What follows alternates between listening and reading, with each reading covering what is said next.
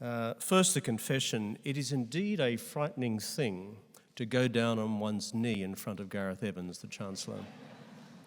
There he sits, resplendent in the robes of Ramses III, great pharaoh of Egypt. It's nothing in my rich and varied life that could ever have prepared me for that particular experience. And now for the apology, for breaking all convention and removing my ceremonial hat for the purposes of this address, for which I should explain my grounds. The first, as a son of a Queensland farmer, and having in the back of my mind the sounds of his strong philosophical advice as a young lad growing up, where he said, "Kev, the bigger the hat, the smaller the property." And Gareth, this is a spectacularly big hat.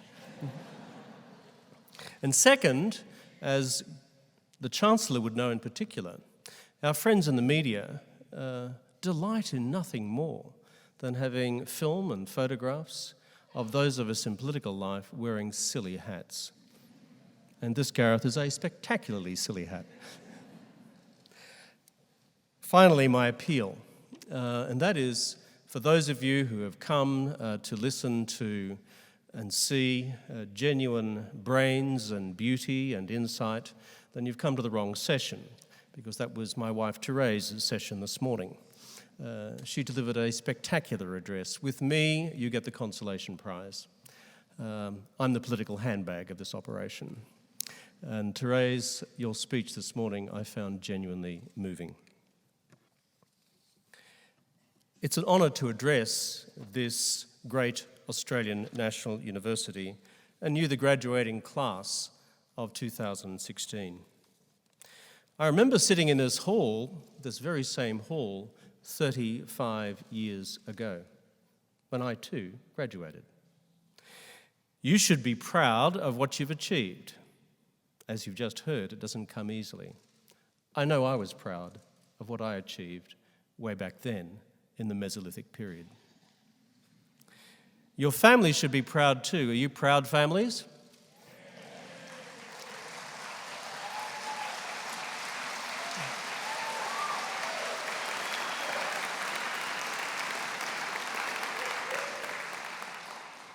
Take it in, guys and girls. You deserve that. I know that when my mother attended my graduation 35 years ago, having been the first in our family's history to darken the doors of a university, since our family first arrived here as reluctant guests of His Majesty in 1790, that she too was enormously proud. You should also be proud of this great university as one of the leading universities of the world. This is the nation's university, one specifically created under Commonwealth statute back in 1946 to serve the nation's interests following the existential threat faced by Australia in the Second World War, for which we were then so poorly prepared. 70 years later, barely the span of one person's life, profound challenges remain for our nation's future amidst this profoundly troubling world. And it is on these great national and international challenges and the role which each and every one of you can play as leaders of the future in your future fields of endeavour that I wish to speak today.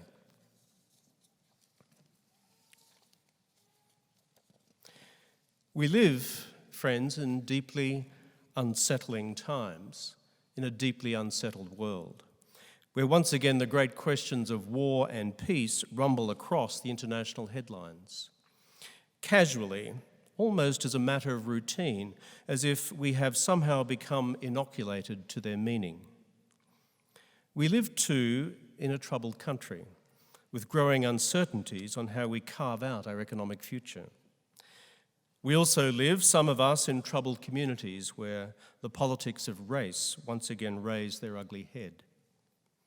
In Indigenous Australia, where reconciliation seemed possible not long ago, we now seem to be sliding back into older, more familiar patterns of division and despair. And then there's the planet itself, which we all share and which, despite the best efforts of many, we pass to your generation in sad disrepair. Of course, our national cup remains more than half full. There is much to celebrate, much to be grateful for from those who have gone before us, and even more to encourage among our fellow Australians for the future. Our land and our people have indeed been deeply blessed. Yet I fear that part of our cup that remains empty may become the larger part. But somehow we seem powerless to act, as if we've lost a little of our national bearings, lost a little in a national culture of learned helplessness, lost in what the Jesuits have called the globalization of superficiality, losing faith too in our national institutions, satisfied instead sometimes by a shrieking culture of partisan recrimination that now passes for our national politics, where the room for discourse on the deep questions of our future becomes increasingly marginal, where any discussion of national vision, let alone global vision, disappears amidst the howls of derision from a political class and large parts of the commentariat whose first instinct is to tear down, not to build up. As if we have produced such a, at times, vicious public culture, well beyond the realms necessary for robust disagreement and debate, where civility is lost and where to admit error is to admit weakness and therefore to yield to defeat. A culture which places facts last and opinions first, with which what we once called truth, now seen as little more than subjective illusion. As a former Prime Minister of this country, I am not innocent of any of these charges. And some may say that as I now live in America, although returning here several times each year, that I am now least qualified to comment. Perhaps they are right. Perhaps, however, it simply gives me a different perspective, a perspective which sees these forces that I've referred to just now at work not only in Australia, but across the collective West, where the very notion of the West itself and the combined traditions of faith and the Enlightenment it represents begin to slide into civilizational irrelevance as collateral damage in a postmodern world. I retain a passionate commitment to this country, its future, and what we Australians can and must do in this troubled world of ours. And that, my friends, is where you, the next generation of Australian leaders, come in, because it is your generation that will decide the path that we take. When it's all boiled down, there are essentially two visions for Australia's future. One broad and the other narrow. One which is confident of Australia's core values of individual freedom, of fairness, of compassion, of creativity, of enterprise, all anchored in the great institutions of our great Australian democracy. One which sees our future lying in an expansive, inclusive, tolerant society based on abiding principles of mutual respect and the guarantees of equal rights and protections for all. One whose economy is driven by innovation, by enterprise, fully wired to global markets, where small businesses become big businesses and then become global businesses, and where employees are seen as partners, not as objects. An Australia whose national politics is capable of seeing the paramount importance of investing in our infrastructure, the industries, the skills formation, and the immigration levels needed for tomorrow in order to boost our national population, our workforce participation, and our economic productivity for the future. And an Australia that sees itself as an integral part of the regional and global community, where our values and our interests are enhanced by comprehensive international engagement, where we are active contributors to the global solution to challenges like sustainable growth, climate change, and asylum seekers, rather than just being part of the global problem.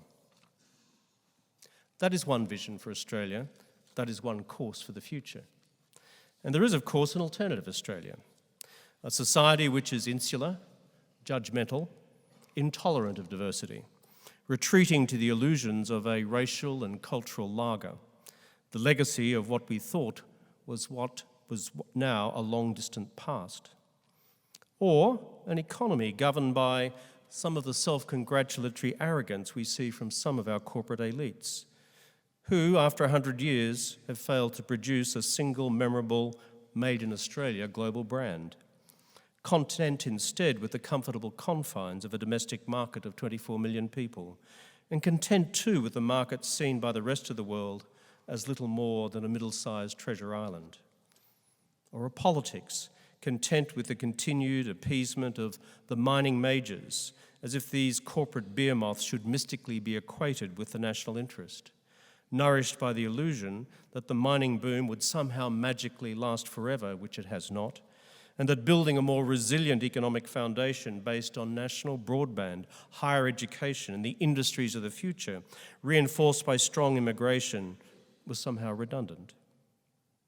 In other words, a narrow, inward-looking Australia that sees the region and the world as a threat rather than an opportunity, and one ripe, therefore, for playing the ever-diminishing politics of race, xenophobia, and fear.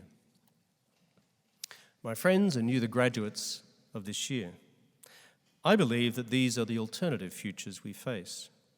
In other words, we can dream and build a big Australia, not just in the size of our population, the scale of our economy, as necessary guarantees for our long-term national survival, but more importantly, Australia that is big in heart, an Australia that is big in imagination, an Australia that is big in innovation, big in its entrepreneurial spirit, with a politics capable of sustaining big ideas, not cringing from them, as well as an Australia playing a bigger role in the region and the world, a role of which we can be justifiably proud.